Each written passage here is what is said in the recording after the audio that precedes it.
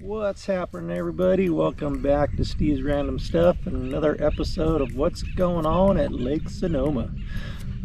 Thanks for watching. Thanks for tuning in. If you're new to the channel, please hit that subscribe button. Help me build the channel. If you're returning, thanks for watching. If you like the content that I'm providing, hit that like button. Let me know that you appreciate what's going on here. Before we get into the report, this is coming to you sponsored by Mr. B Lure Company, maker of fine handmade baits, jigs, spinner baits, buzz baits, swim bait heads, etc.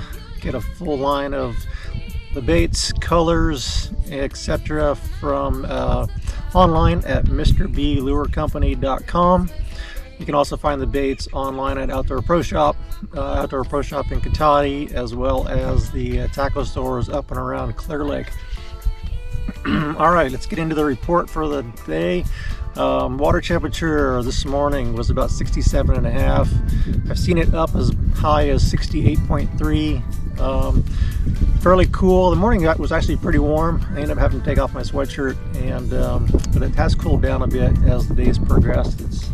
I don't know what time it is now. It's probably just after 10:30 in the morning, so hopefully the rain's kind of passing through and getting done with that. Water clarity over on the Warm Springs side today, and water clarity is probably down about 4 feet or so. Pretty good visibility, good watercolor.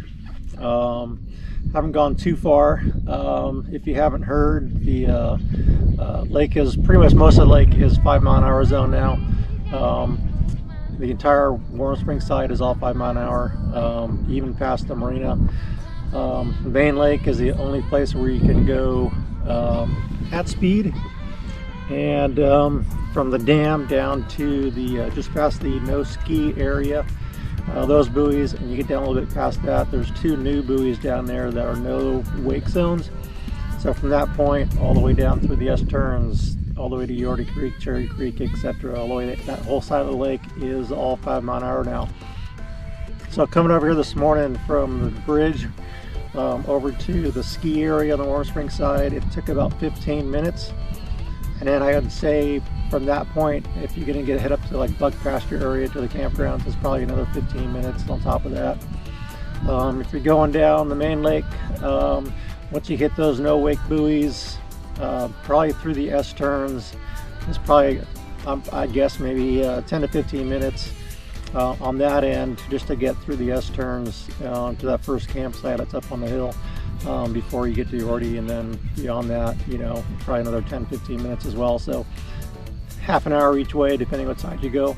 I'm out here pre-fishing for our club tournament next week, which is a 6-hour tournament, which we're limited to 6 hours after June 15th. So that's going to play a factor with the 5 mile an hour zones as well. As far as fishing goes, it's been kind of off and on, a little slow. I think the weather might have something to do with that. Caught my first fish this morning on a Senko.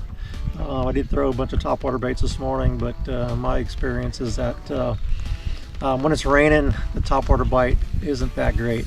I did have a couple blowups on my popper, and as mentioned in a previous video, I do keep a kind of a fishing log, and I noticed that here comes the rain.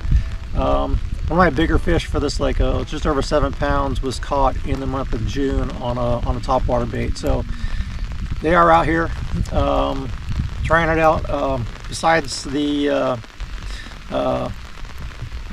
Senko, I caught a couple on a shaky head. Comes the rain.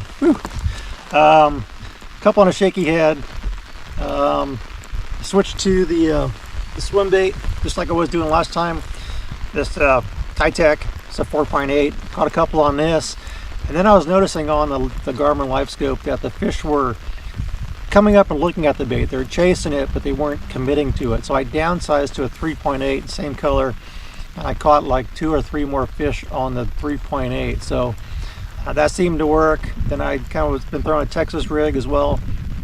I caught I think 3 or 4 on the Texas rig.